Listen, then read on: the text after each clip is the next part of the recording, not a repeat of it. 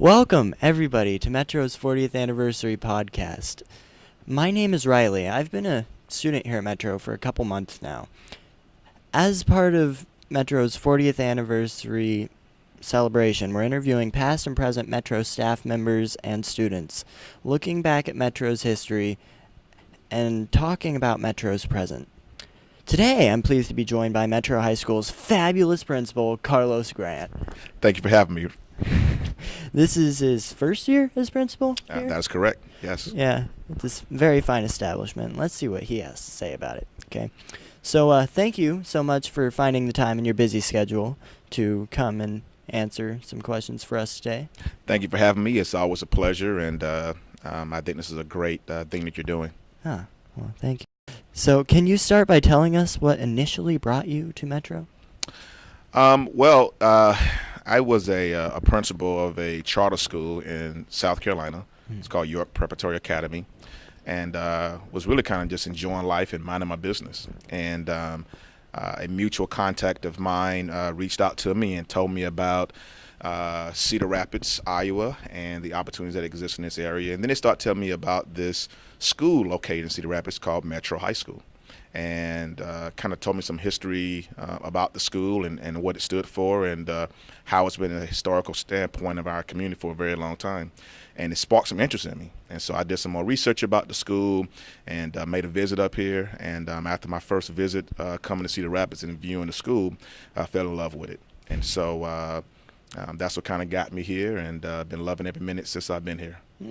What exactly did you fall in love with about Metro? Well, you know, Metro is it's stated as an alternative high school, and in my mindset before coming here, alternative, where I came from, meant negative.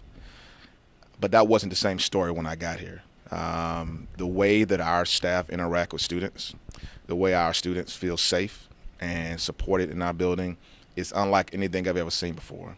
And I consider myself to be an educational reformer. I like to consider myself to have a lot of big ideas and how we can shape education to be more centered towards students and away from adult comfort.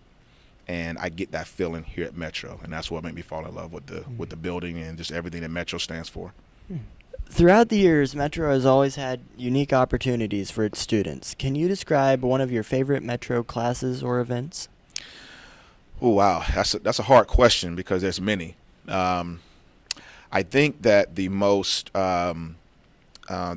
captivating event has got to be by far our graduation ceremonies, because they are very unique in structure.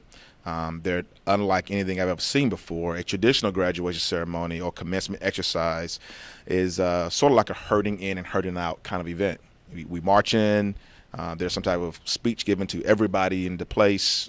We march everyone across the stage, give them a diploma, shake their hands, and then we're exiting the facility in about 2 or 3 hours. That's not how Metro graduations are. They happen after every term. There's a small cohort of students that will go through graduation, and they're very personalized. Each student has their own speaker, their own greeter. The principal or any other dignitary position does not speak very long, and so it's very student-centered, and I think that's just amazing and awesome. The first one I went through and was this, after first term, and I was literally in tears, even though I didn't even know most students up there. But their stories are captivating, and the way that their advisors and the people that connect to them talk about them and speak about their experiences and journeys, it just tugs at your heart, and it lets you know that Metro is a very special place, because the people here truly care for their students, and they consider them to be their own. So I think as far as an event, that would be probably the most captivating. As far as classes is concerned, there's many classes I think are very special here. All of our STEM and STEAM efforts here in the building, I think, are very good. Science, technology, engineering, arts, and math are very special. I'm very proud of our robotics team. I'm very proud of our entrepreneurship class that are going through manufacturing, learning opportunities and experiences. I'm very pleased about our art program and how we're doing podcasts and how we're doing other experiential type of learning in an art format. Those are all kind of special things I think would make Metro very, very special. Even above and beyond just the regular classes we have here at Metro. So I think those are the ones right now currently which step out of my mind. Yeah. So has Metro changed your life in any way? You would not believe how much it's changed my life. First and foremost, coming to Metro from the Southeast has been a traumatic cultural change for me. I never knew, and this is a learning experience for me as well, because I never knew how important relationships were before coming to Metro. As an educator, we always say that relationships kind of drive the rigor. And if you can connect the students, they are more likely to believe in you and they'll succeed. But I found before coming here, I now know that those are kind of like just words we kind of say as educators. It's like the right thing to say. Now I know that those things truly do matter. And, one prime example has been, how we greet each other in our building. It's the first time in my entire life, not just a career, that students are allowed to call adults by their first name. That's special. That doesn't happen. That's never happened to me before. And I've been in at least 4 schools prior to this one in either a teacher role or a leadership capacity. And it was always assumed that respect was given by calling someone by their title. I am Dr. Carlos Grant. You must address me by Dr. Carlos Grant. And that doesn't mean anything. So the fact that that you can call me Carlos, and the fact that we can call your teacher by her first name or your advisor by their first name is very special. And it's just a symbol of what that relationship piece means that I think many people in our building probably don't get until you have an opportunity to come to Metro. So I think it's changed my life in that regard of how I view people. And it lets us know that we're truly dealing with, individuals and people, and we're trying to help their lives get better. Yeah. So, what advice can you give to Metro students that you? I think the best advice I can give to any Metro student is going to be try your best to get better at what you're doing. The whole standpoint of being at Metro is very unique. Obviously, we're all here because some students may have made some poor decisions in their life and need a restart, a rebirth, a Phoenix approach. Some students need a smaller learning environment who don't necessarily have any behavior or attendance issues. They just want to be in a smaller learning environment and can't, quite find their way in a large conglomerate high school. But whichever reason why you're at Metro, the best advice I can give you is going to be try to make every day better. You have to try to improve yourself each and every day. The goal is not to graduate from high school. Let me say that again. The goal is not to get a diploma and graduate high school. We expect that to happen. That should happen.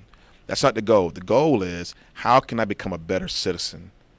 What are you doing each and every day to improve yourself? And so my advice is have that kind of mindset. Every single day when you wake up, what am I going to improve upon today? Where am I lacking? How am I going to get better? If you're not trying to get better, you're getting worse. So, and that's different for each person. For you, it's going to be different than what my goals are. But we should all have the same mindset, which is I need to get better in something that day, whether it's attendance, whether it's paying attention in class, whether that's treating my peers with respect, whether that's telling my mother that I love her, whatever the case may be. You need to do something each day to improve upon yourself. So that's the advice I would give any student. Some really good advice. I think so. I think so in my own head, but and I only give that advice because I think about the people who gave me that same advice, and I think that advice helped me in my life. I didn't always wear a bow tie and speak with HCT level verbiage, and I wasn't always a principal. I wasn't always a doctor. I was a young person one time before who made mistakes, and to some degree still make mistakes today because we're human. But I can recall the giants of whose shoulders I stand today, who I can still hear their voices in my head telling me those same words. Every day you need to get better. And if you're not getting better, you're getting worse. So try to find something each day to improve upon. At least you have the bow tie down. Exactly. I'm hoping it'll catch on. Maybe you'll start wearing a bow tie as well. Maybe. So, this is my final question for you today. Yeah. What advice can you give to current Metro staff? Um, I think that the message I give, like we say all the time, is create rigorous learning opportunities for students. I will tell any Metro staff, I will tell any educator that's in the American public education system, is to make rigorous learning opportunities for your students. They deserve it. They need it. And the best thing we can do for a student in their life is to give them learning opportunities that are relevant to them, that's going to require them to work hard and think, and to push them way beyond what they can be pushed. Take them outside of their comfort zone and push them. I think that we do students a disservice if we give them low-level work, if we give them work that we know is not pushing them, if we give them work that is intended and the purpose is to just fill time. Those are not unique learning opportunities. And so the advice I would give Metro staff, any educator, not just Metro staff, any person that considers themselves to be an educator, I would say, do not make it easy for students. It does not help them in the long run. It may satisfy a short-term immediate need. It may make them happy at that moment, but when they get older in life and they're out there after graduation and they have a family and they're looking for employment and they can't do certain jobs because they have certain skill sets, they're not going to like us very much. They're going to look back and say, why did my educators not prepare me? And I think we would do people a disservice in their life if we take that approach. So the advice I would give everyone, myself included, is how are we pushing ourselves to be better and create relevant, rigorous learning opportunities for students? They deserve it. Well, thank you. I do believe that is all the questions All right. that I have for you today.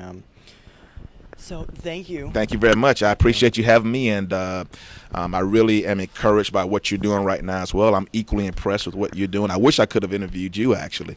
Maybe we have opportunity to do that. Maybe a unique learning opportunity will arise themselves where I might be able to reciprocate the same thing you've given me today. But once again, thank you for having me, and I look forward to your finished product. Oh, thank you.